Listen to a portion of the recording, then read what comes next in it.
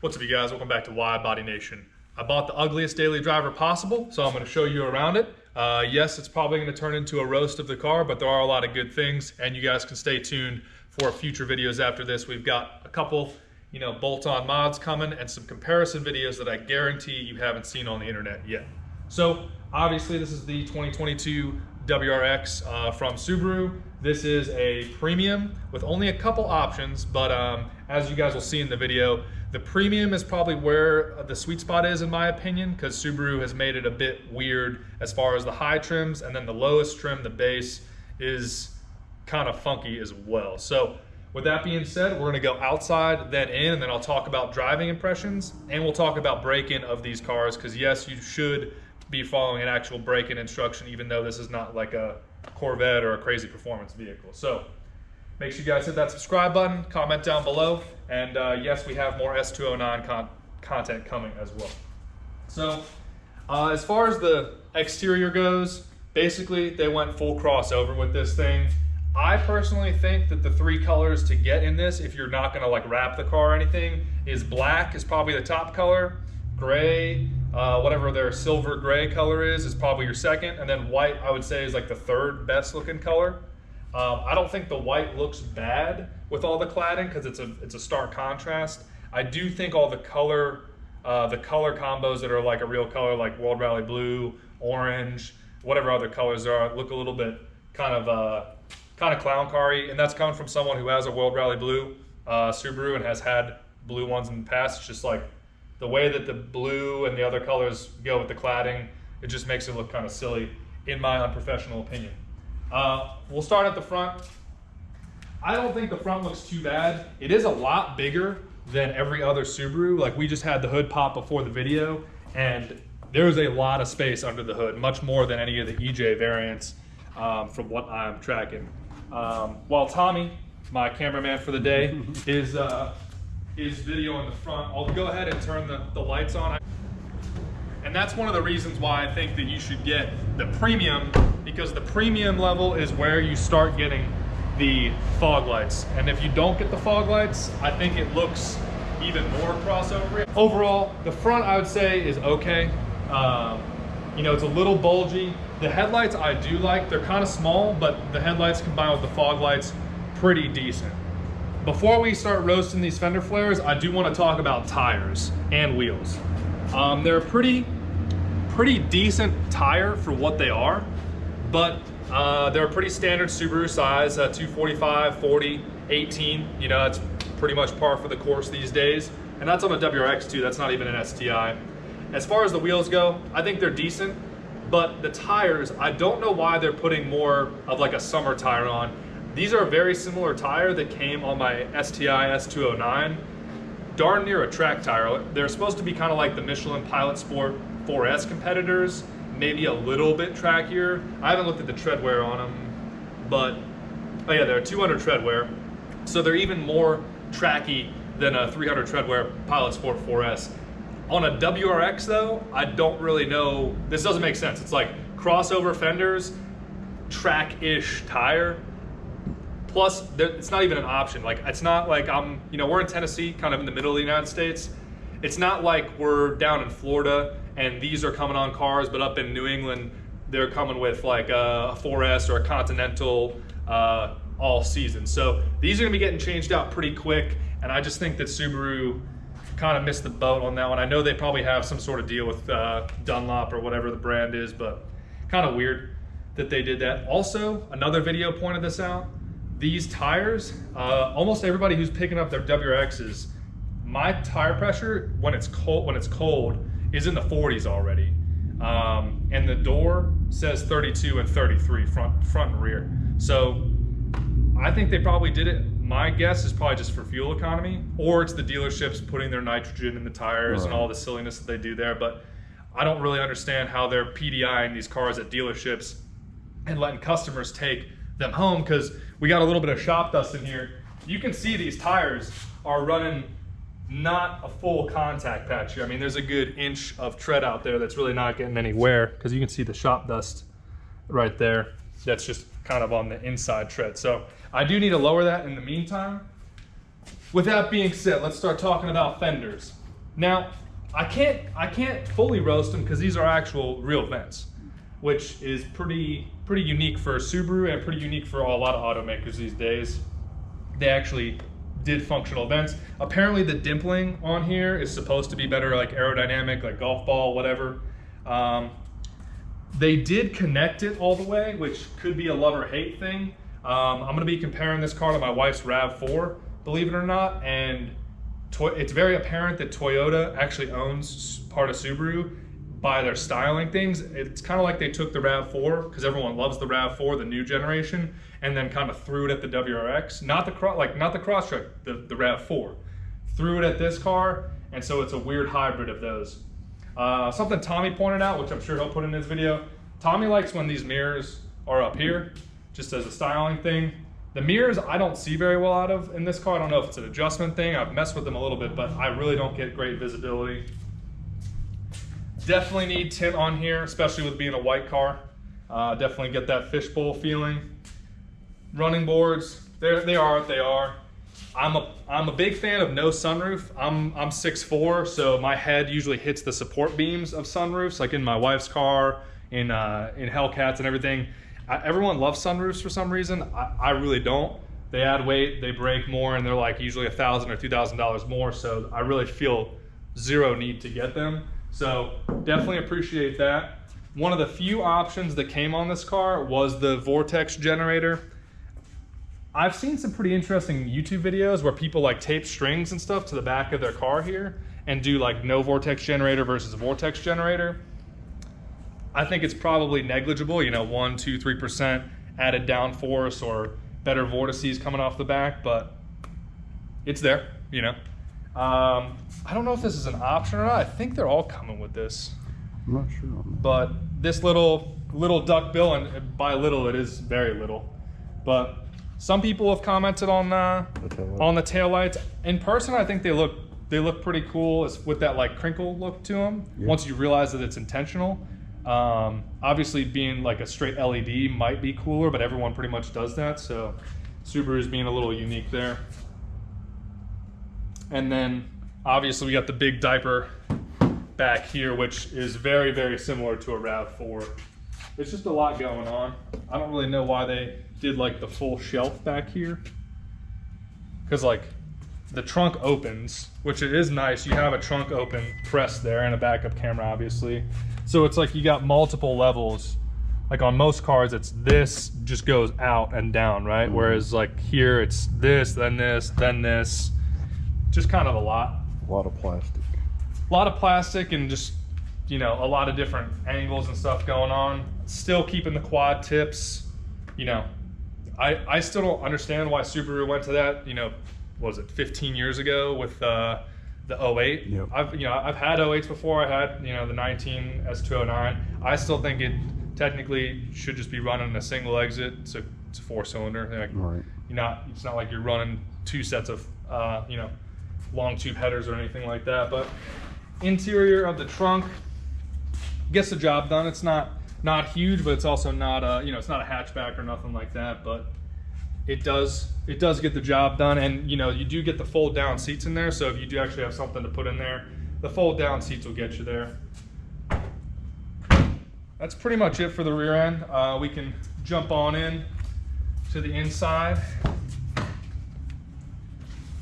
So this is my daily. The seats are actually pretty comfortable. I mean, I'm 6'4", 220. They're comfortable for me. Tommy, you think they're pretty comfortable? Yeah. Yeah. I mean, for like a... Yeah, they changed them up from the previous models. They're actually I haven't sat in those. Like the bolsters are a little bit more aggressive.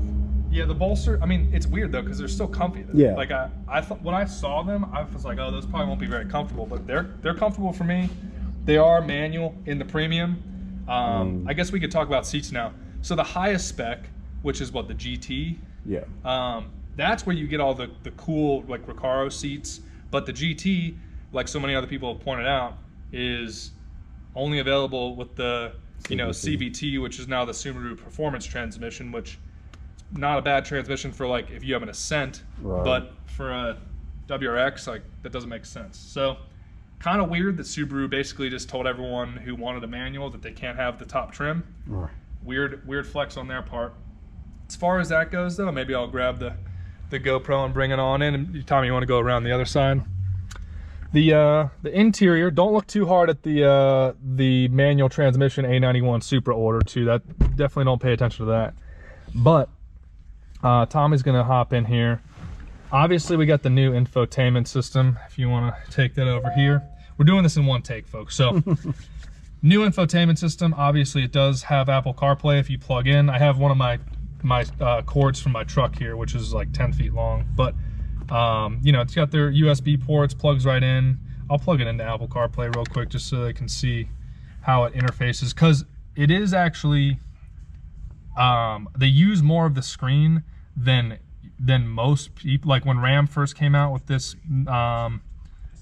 type of screen, you know, they didn't actually use most of it for CarPlay. It would be like CarPlay would be up here, and then your AC would be down here, like half and half. So it's decent. You know, you get multiple different like levels of information. You got your AC at the bottom. This does come with the heated seats. The AC is decent in here. The controls are decent. You got your actual hard buttons here. No fan buttons though, which is kind of annoying. I'd prefer a fan button somewhere, whether it's like here or down here, but we're not going to get it. Hard buttons for tune and adjust though, which is good. So it's not totally digitalized. It's still like half and half. But analog gauges up here, which I prefer on a manual car. I would prefer analog gauges, and that's why I kind of like how Subaru still has it. You know, like LED or whatever tachometers, unless you got like a Lambo, seem pretty laggy to me. I've seen a lot of cars where it's like they have LED up there, but like it just seems a little laggy. And if you're trying to watch revs, then to me it's not ideal. No. The only other major option on this car is down here. So it's got the STI like performance short throw shifter kit. I would say it's a much needed option if you're not going to upgrade to anything else. What's that? Oh, you're looking at the bezel? Yeah. Usually all of them have WRX, but this one don't even have WRX. Yeah, it looks more STI-ish. Yeah. But yeah, I mean, it comes with the knob. The knob is take it or leave it. The throws on the shifter are noticeably shorter, and I think it kind of cleans up a little bit of a sloppy WRX transmission and feel. But other than that, I mean, we got nice kind of like faux carbon fiber bezeling in the steering wheel. The steering wheel is pretty much even, other than these little Subaru infotainment screen controllers. But honestly, for a 30, the sticker on this was 34.3. For a 34.3 car, does it look the best? Not really, but it does have a lot of functions. I mean, you got cruise control, you've got all the voice activated stuff, you've got the infotainment here as only the second level up. So it's not too bad. But I guess now that we're in here, we'll talk about the back seat on the way out, and then we'll go ahead and pop the hood, talk about engine break-in, talk about how the car drives, because it still only has 250 miles, so I haven't been giving it the full sauce. You want to open up the rear door? So the rear door, I'll go ahead and sit behind myself. Let's see. So I'm sitting behind myself, like I said, 6'4", 220. 6'4", 220 hasn't changed. And my hair, you know, my head kind of kisses the liner if I'm sitting up completely straight. We got chargers back here. My dog's ridden back here once already. I kind of like the cloth because I don't feel too bad about it if it gets dirty. Should clean up pretty easy. Yeah, it feels like a good material too. But yeah, I mean, I got plenty of room, and these seats are soft too. So if you were massive, like 6'6" or whatever, and you found yourself sitting back here for some reason, not too bad. You got one thing there, but not on the driver's seat. And then you do have an armrest, which is decent. You know, cup holders, good to go. Like we said, back seats fold down, 60-40 split. And let's get up to the front, talk about mods, and talk about braking. Alrighty, it's already popped. New hood scoop too, pretty decent. If I am going to keep this car, I definitely do need to get it paint protected, not just ceramic coated, but like an actual either wrap or the clear bra paint protection. Because Subaru paint it's Subaru paint. So, all right, pretty warm under here. It's a warm day, and drove it over here. So this is my first new, FA style WRX. So obviously this is new to me, having the oil filter up top. Tommy and I were just talking, this is running OW20 oil, which is a little surprising, I would say, right? Yeah. A little bit surprising. I mean, Subarus for a while just ran 5W30 from the factory, but I think it's more because of after like the 2015 up FAs. Yeah. Then like with port injection, it cleans the valves. Oh, true. So this they might run the thinner stuff to kind of keep it off the valves. Okay. That makes sense because it is going to be, so I guess we'll jump into the break-in instructions. So obviously Tommy's the one who knows all about this stuff, but I'm just going to be telling you what he told me. So you could just drive these like crazy from the factory, but you're kind of rolling the dice. So I'm going to do a whole another video on why Subarus are so unreliable, but a lot of it isn't Subaru's fault. Like Subaru made a cool car that everyone mods, and most people just drive the crap out of them. So our break-in recommendations are 1,000 miles. For the first 1,000 miles, you are only revving up to 4,000 RPM. You're staying out of boost as best as possible. And then you are also not doing anything crazy like hard downshifts that are obviously not gonna put you over 4K, but even just normal downshiffting.